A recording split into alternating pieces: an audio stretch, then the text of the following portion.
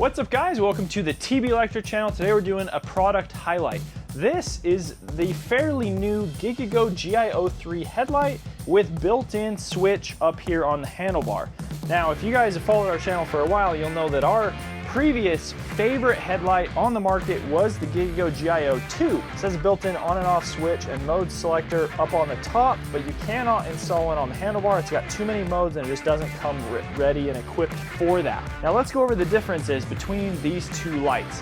This light has an output of 40 watts. So that's a lot. That is insanely bright. It has high beam and low beam and 3 different power levels. Then the Gio3 has a 65 watt output power, which is obviously brighter, and it has 3 different beams on it. So it is a little bit of a wider spread light, but it still shines incredibly far. It is insanely bright. Still has the same high and low beam and 3 different power levels. All right, here is our on, and we can click it into high beam. Then you got power levels 1, 2, and 3 on there. Look at how bright that is. The camera's not gonna pick it up, but there's off. There's on, there's high beam, 3 power levels. That's the standard Gio2. All right, I'm gonna bet this is not gonna look any different on camera. Trust me, it's brighter. There's our standard on, there's our high beam. It is way brighter up on the wall there, and then you've got 1, 2, and 3. So 1, 2, 3, high beam, low beam. This light is so bright, and you can actually turn it all the way off. And if you turn your bike on, it has a very dim sort of daylight running light, but you can turn this off. If you turn the light on and back off, then it turns completely off.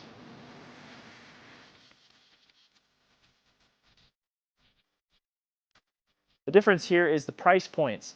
This light comes in at about $150 and is compatible with all bikes with different wiring adapters and stuff like that on tbelectricmoto.com. The Gio3 is also available on tbelectricmoto.com for a much more expensive price. I'll put the listing right up here so you guys can see it. You can also use different adapters to install it on your bike.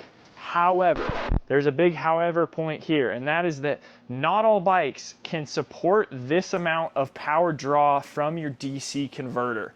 And so we've had some bikes that the light flickers because it can't provide enough power, or if you're running a really bright tail light or underglow, then again, that adds to the load that your DC converter is trying to put out.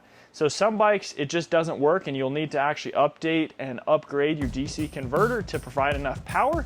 I got lucky on my bike, and it does work, and I'm actually running a Project 9 Cyber tail light that's brighter as well, and I was running underglow, and it still worked. This is an earlier model of Suron from a few years ago. I've heard on the more recent ones, some of them are flickering, some of them are not. Some of the E-Ride Pros flicker, some of them don't. Some of the Talarias flicker and some of them don't.